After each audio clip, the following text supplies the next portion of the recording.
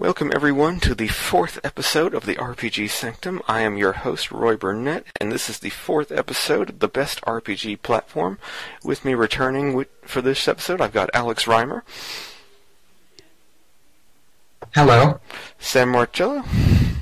I am the Booger Queen. We have Garrett Linguist. Hello. And Sarah Williams. Hello.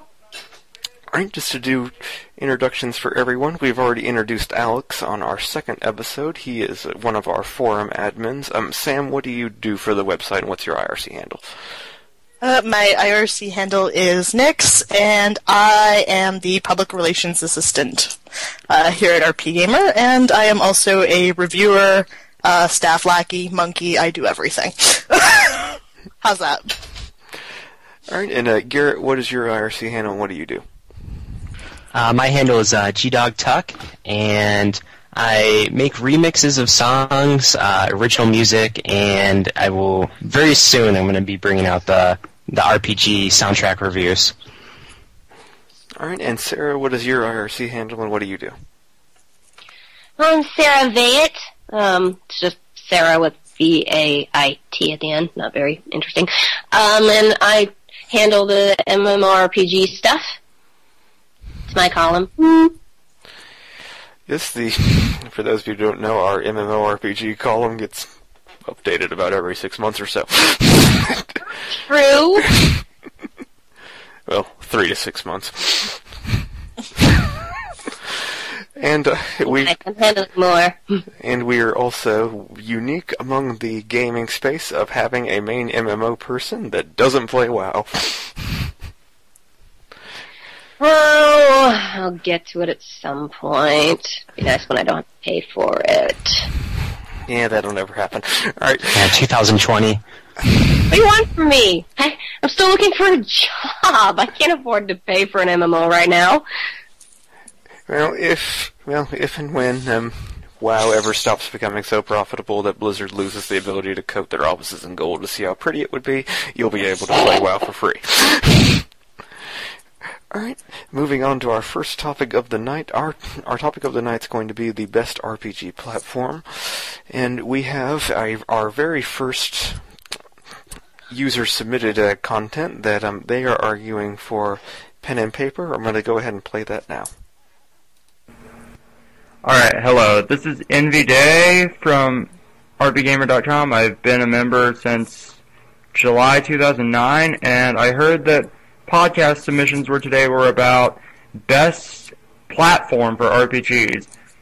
My opinion is that pen and paper are the best medium and system for RPGs. Why, you may ask? Because you're dealing in the world of pen and paper, your ideas are only then really boundless. You want a high fantasy setting with years and years of background to it? Get D&D. You want high sci-fi? Guess what? Shadowrun was a tabletop before it was ported to the PC and 360. Or heck, you don't even need any of the big names. There are plenty of indie games out there. Monsters and Other Childish Things is one of the big ones. Arc Dream, or Primetime Adventures for that matter. Those systems are quite more memorable than anything that those systems are a lot more memorable than anything that I've ever seen on a game system. Even if you still aren't content, you can just really get a system and make up your own world.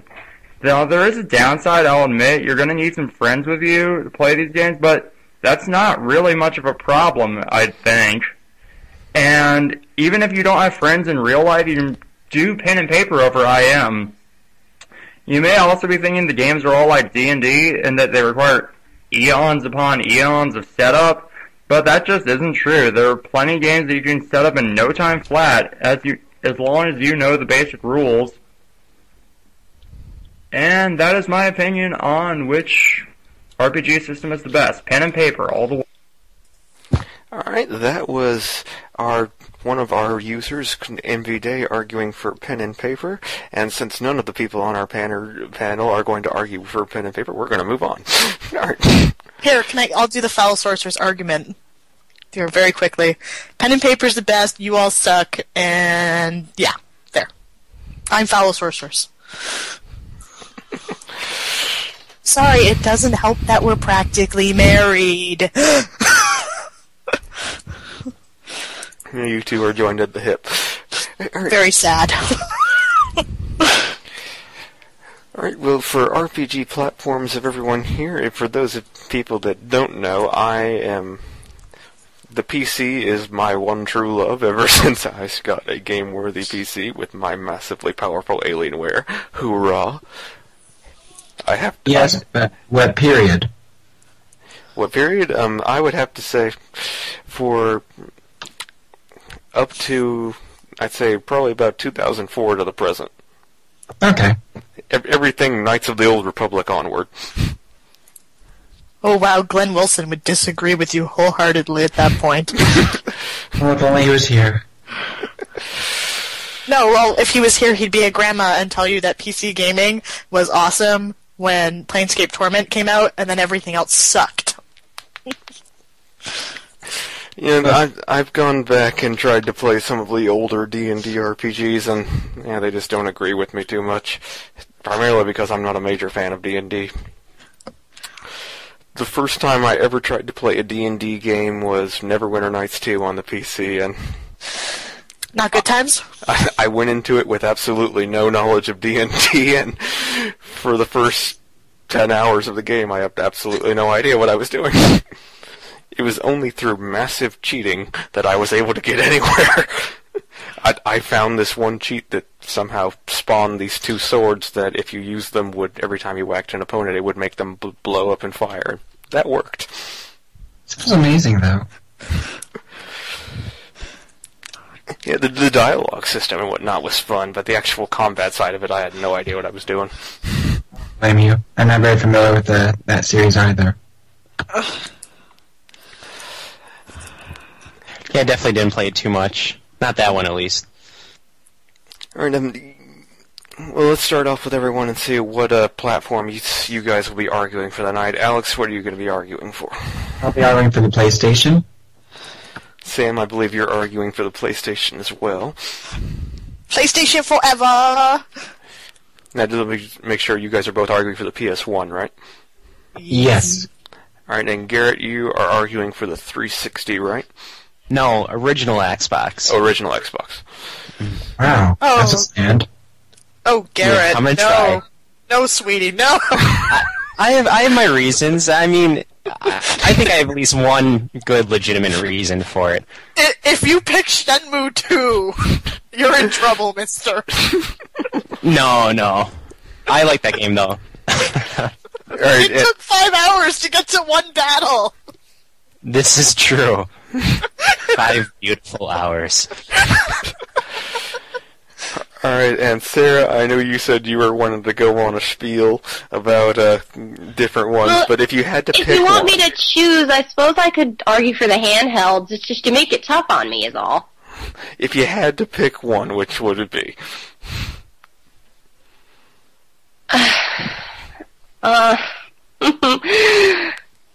Don't worry, we will fully let you go on the monologue you said you were wanting to do later on. No, again, you make me. It's really hard because there's different kinds of RPGs, and some of them just don't work on other platforms very well. Sarah, let's just lump all the handhelds as one category. Handhelds! Yeah, just pick a... I mean, I'll talk about pick a handhelds. period. Like, pick a period of handhelds, like recent, early thousands, the old school, pick one of those. Let's go recent. Let's go DS and PSP. Alright, well, we'll go ahead and lump those two in there together. Alright, now Garrett, based on the fact, I could see how you could make an argument for the 360, but I'm dying to hear the argument for the original Xbox. You go ahead and start. Thanks. Basically, my argument for the original Xbox is that it served as the bridge between console gamers and PC gamers at the time. You said that you loved the PC from around the time that Knights of the Old Republic came out and on. It's like, but what if you didn't own a PC? And what other system were you going to find something like Knights of the Old Republic on? Most console gamers at the time didn't even know, would have no idea that games like that even exist if they didn't own a PC. And I think that really served as a good point for, or a good system, or a good time, I guess, for gaming that really merged console gamers with PC, or with I guess PC style RPGs that they didn't really know existed. I mean, right now you can play Mass Effect, 1 and 2 on the Xbox and other different platforms, and it just kind of seems like the norm when that came out. But Xbox is kind of where you first got introduced to it as a console gamer. I mean, BioWare was just starting to make a name for themselves for consoles with like Knights of the Old Republic 1 and 2. They gave you Jade Empire. If you didn't own a PC, how would you know anything about Morrowind if the Xbox didn't introduce it to you? And then as one of the launch titles for the Xbox 360 with Oblivion, I mean, that it had a huge user base looking forward to it because of Morrowind coming out on the original Xbox. Not to mention about 1 million people loving it on the PC. So that's kind of where I'm basing my argument on that one. So, what is your favorite RPG for the original Xbox? I would probably say I absolutely love the original Knights of the Old Republic because I had a computer, but I used it for first-person shooters. I didn't really venture into RPGs very much on it. And I'm kind of like, this was kind of what happened for me. What I'm explaining with the Xbox was Knights of the Old Republic just like blew me away on how it worked.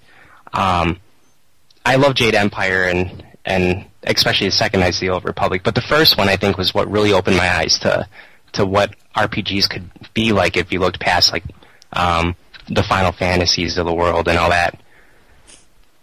Yeah, I definitely see like the 360 continued that trend even more so.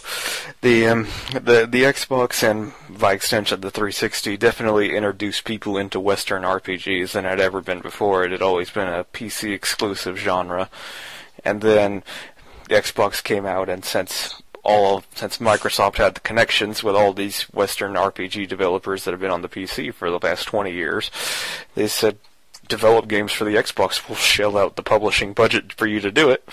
And it came out, and gamers said, we love this. Exactly. So I think that's probably the Xbox is probably what has led to the current state of decline for the JRPGs. Is people are finally being able to experience Western RPGs on a mass appeal, and people are realizing just how